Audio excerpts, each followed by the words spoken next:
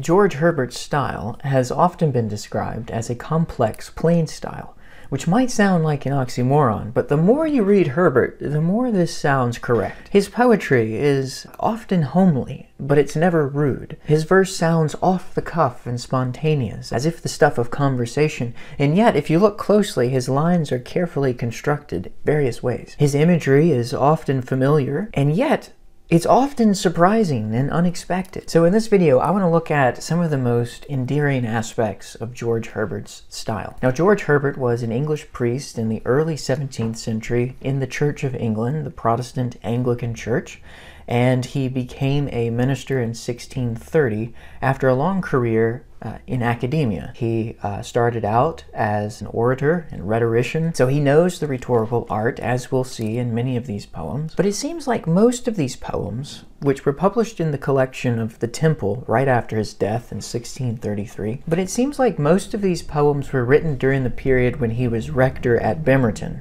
The imagery of Herbert's poetry, much unlike the imagery of Donne, who will ransack the stores of scholasticism and metaphysical philosophy to furnish the vocabulary of his sonnets and other poems, George Herbert's poetry is made of the stuff, the texture of everyday life, things that are near at hand. Most of his devotional poems are conversations, are prayers addressed to God. And so this is a certain mode of relating in which the soul is exploring these realms uncharted hitherto by poetry. These are meditations upon religious subjects and the relationship to God. And yet, you get the sense that these high spiritual matters are for Herbert to be found in the closeness of everyday life, and that's partly what makes his poetry so endearing. Now, the first aspect of George Herbert's style is his lyrical architecture, and I want us to look at the first lyric poem in the Temple called The Altar. You can see why it's called The Altar. George Herbert had over 127 stanzas, all unique within the Temple. The way he structures the verse visually on the page, many of them are all unique and are not repeated in the sequence. Let's look at this before we read it, because what happens is, as Stanley Fish has noted, is that the first thing this poem does is to greet us as a visual object. It looks like an altar, but it also looks like a self-referential eye, what's often called the lyrical eye. And we'll see that this poem is not just an altar, it's also the self. And so this is no coincidence. We see that it's a sonnet made up of 14 lines, but not all of which are iambic pentameter. A broken altar, Lord, thy servant rears, made of a heart and cemented with tears. Here we have nice rhyming couplets, 5 stressed syllables in each line. These two, fears and tears, rhyming in iambic pentameter. Of course, he's drawing on the Old Testament image of the unhewn altar that God commanded Moses to make in Exodus 20. But it's also playing on this idea in psalmody, in Psalm 51, where a broken heart and contrite spirit is what pleases God. And so this broken heart, but also an unhewn stone. Part of how Herbert packs in this biblical knowledge within the verse. But look what happens here. It begins to wane. So we had 5 stressed syllables. Now we're moving from pentameter to tetrameter, whose parts are as thy hand did frame. No workman's tool hath touched the same. Again, hearkening back to Exodus 20. But look what happens. We move from tetrameter to dimeter, which has 2 stressed syllables. A heart alone. And now is making up the trunk of this altar. No punctuation is such a stone. Here we have broken lines, which, like the broken altar, enact the heart that is broken. And so the lyrical ingenuity here is really at work within the enjambment, which enjambment is simply the end of the line without punctuation. Here we have enjambment here, and also here. As nothing but thy power doth cut. Only God's power can cut or break the heart, which is basically what he said in the 3rd line. Thy hand framed this broken pile of stones. Wherefore, or for this reason, each part of my hard heart meets in this frame to praise thy name. Now, whenever you have this demonstrative pronoun, this, in a sonnet or in a poem, it often refers to the poem itself. See this happening in Shakespeare's sonnet, Sonnet 18, for instance, and many others. Here it's happening here. This frame, literally, the poem itself, meeting for the reason to praise thy name. And then coming to the conclusion here, back at tetrameter, that if I chance to hold my peace, these stones to praise thee may not cease. Hearkening back to what Jesus said in Luke's Gospel, 1940, where if they don't praise me, then the stones would cry out. Here the stones, a positive connotation here, the heart itself as the vehicle of praise. And then finally this prayer concluding with this couplet, "Oh, let thy blessed sacrifice be mine, and sanctify this altar to be thine." What is the blessed sacrifice? That we'll find in the last poem that we look at in this video, will be the one who bore the blame, Jesus, the sacrifice for sins, and sanctify this altar of the heart to be God. So it's very much a consecration. And the placement of this poem within the entire collection is very important. It's the first lyric poem for a couple of reasons. Well, the book is called The Temple. What do you do when you go into an English church? You open the door, you look down the aisle, and all the aisles are pointing to the altar. It's the first thing you see. All the architecture is leading and drawing your eye to that place. But also because this poem is, in a sense, a consecration of the whole book. He's dedicating poetry, his heart, to be thine, to be God's. And so you see this upward look. They're all addressed to God or to Christ. Now that's the visual architecture. And I want to show you the internal schematic architecture, which is so intricate. And this is Herbert's A Wreath. Now this poem gets often overlooked. It's kind of a boring poem, people think, but it's not. It's very intricate. Let me show you how the architecture is working here internally, schematically. A wreathed garland of deserved praise, of praise deserved, unto thee I give. Okay, so the speaker is unto God. This is addressed to God, giving a wreathed garland. We'll find out what that wreathed garland is in a moment, but let's just observe this. Deserved praise at the end of this line, and then it's reversed ordered here at the beginning of the second line. This is called a chiasmus, and its formulation is A-B-B-A. It's a rhetorical scheme that places a mirror image of two words side by side. So here's deserved, praise, praise, deserved. Keep an eye on how the language is arranged in this poem. Unto thee I give to thee. Notice this repetition, I give and I give. This is called anadiplosis. It's when the end of the line ends with the same word that the next line begins with. Already interlinking like a wreath, flowers wound in a circle. The lines themselves are winding here. To thee who knowest all my ways, my crooked winding ways, wherein I live. And notice the sonic architecture as well, with this repeated W, winding ways, wherein I live. And we have this interruption. He's thinking aloud, which is what the lyrical mode does. It's thought in language, in motion. Wherein I live, wherein I die, he says, revising his previous statement, not live, for life is straight. However, his ways are winding, crooked, not straight. So we have an antithesis, or at least an antithetical image placed here. Where are all his crooked winding ways tending? Straight as a line and ever tends to thee. And we'll see that God himself, this to thee, the lines are all tending to this. This is the climax of the poem, as we have a couplet here.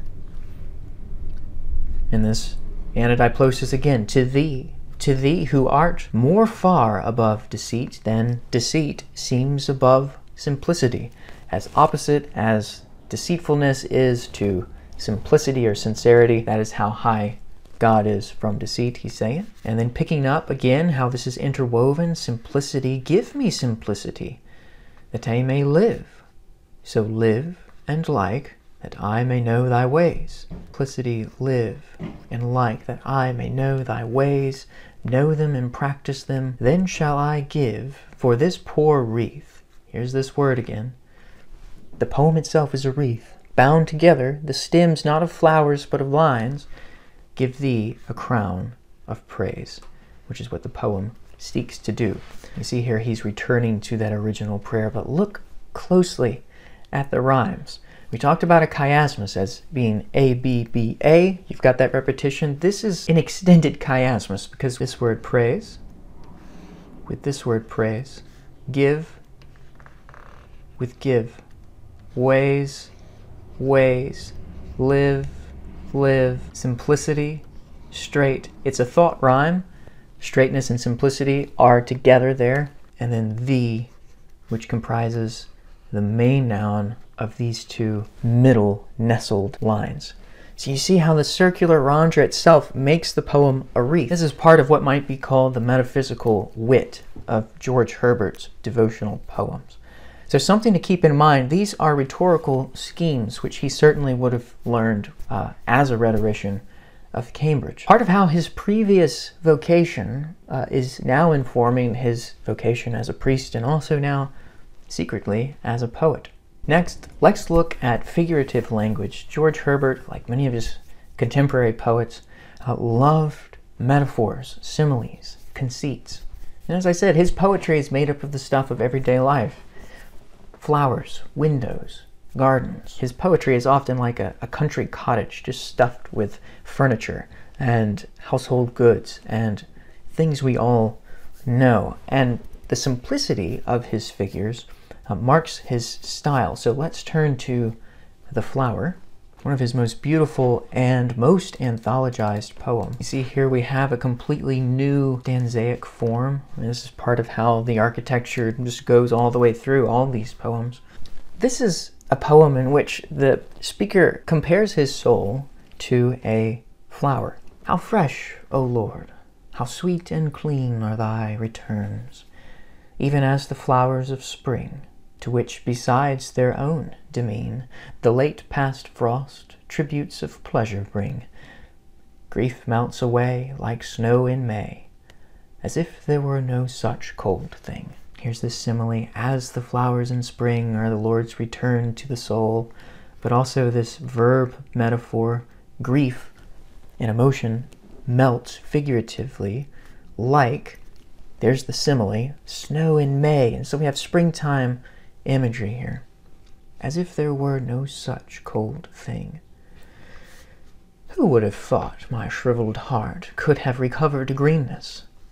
Here this adjective, shriveled heart. Again, in the world of botany, in the world of nature, in the South, in the United States, there are fields where underground there are small bulbs, and at the first rain of springtime, these little zephyranthe flowers will emerge from the ground and just simply sprout. And it's like this shriveled bulb beneath the soil has recovered greenness. It was gone quite underground, as flowers depart to see their mother root. When they have blown, were they together all the hard weather, dead to the world. Keep house unknown. What a way to describe the dormant state of a bulb-like flower in the winter. Keeping house. There's this tender domesticity within that metaphor there. Let's go on to the next stanza. These are thy wonders, Lord of power, killing and quickening. Here we have the introduction of something that is surprising. And quickening meaning bringing to life or inspiring with vitality, bringing down to hell and up to heaven in an hour, making a chiming of a passing bell. Now notice how he breaks the charm of the conceit, that extended metaphor here by the address of the Lord of Power. It's very interesting when George Herbert will assign a title to God, Lord of Power. This is one of authority, not necessarily one that we would expect within the garden. We say amiss, this or that is. Thy word is all, if we could spell. Again, this metaphor has changed, our literary metaphor, to spell. And then this impassioned wish, oh, that I once past changing were. It's almost like that oh in Mary Sidney's Psalm 55. Fast in thy paradise. Fast means not quick, but secure. Where no flower can wither. Many a spring I shoot up fair. He's back into the conceit. He's back into this extended metaphor, offering at heaven, growing and groaning thither. Nor doth my flower want a spring shower, my sins and I joining together. This state in which he's existing in the garden is not one of perfect innocence. And that's why he wishes to be fast. He says, but while I grow in a straight line, do you remember that image? That straight line tending to God, bent upwards, still upwards bent, as if heaven were mine own. Suddenly he's reaching up, tending to God as he was doing in the wreath. Then suddenly, thy anger comes, and I decline.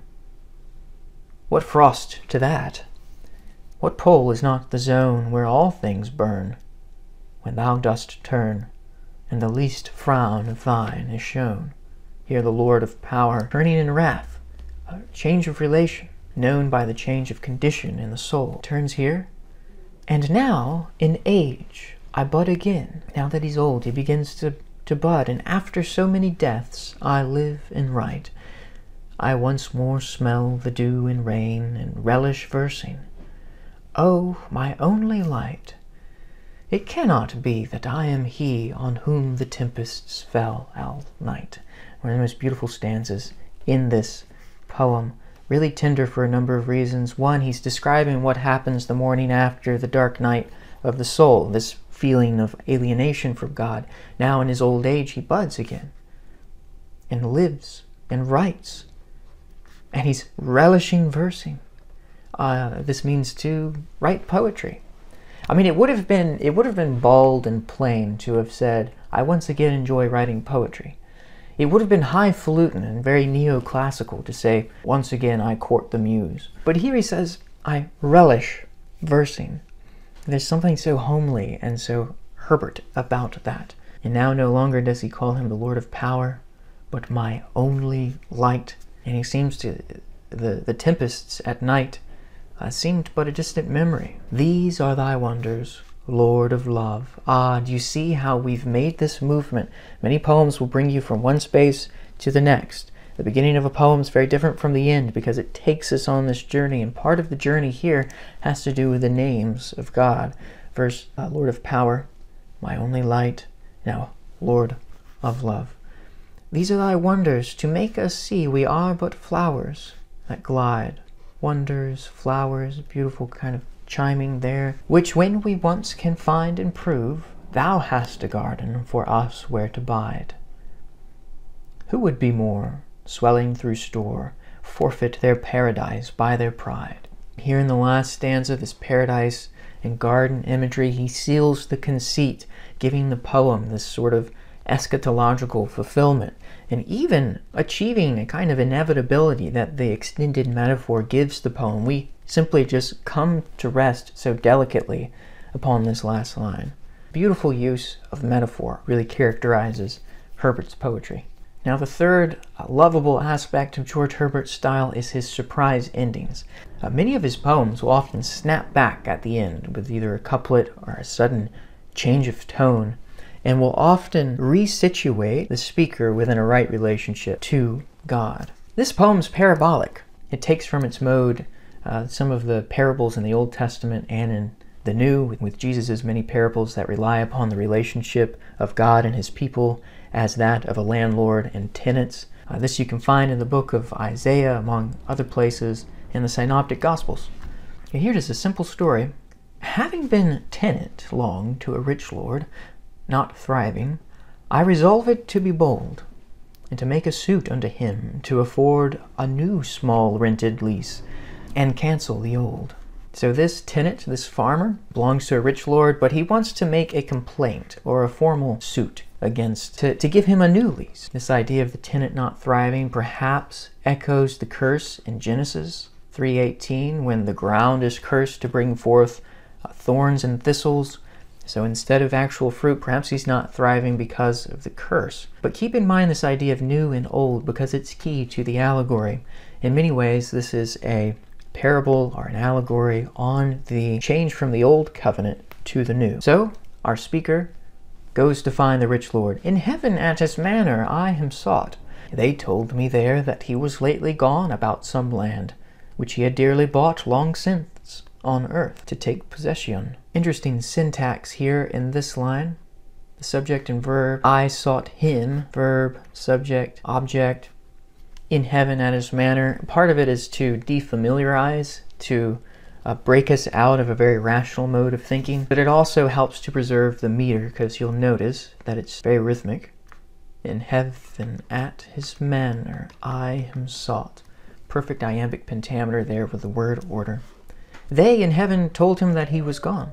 He wasn't here, he was somewhere else, about some land which he dearly bought long since on earth, to take possession. Pronounce this that way so it rhymes with gone. Already this is kind of funny and strange. It's a kind of litotes, or understatement. He goes to heaven and the angels say, oh, he's not here. But notice how he's setting us up here for this great surprise. I straight returned. There's that word again we've seen in The Flower and in a wreath. I straight returned. So he goes back, and knowing his great birth, sought him accordingly in great resorts, in cities, theaters, gardens, parks, and courts. At length I heard a ragged noise and mirth.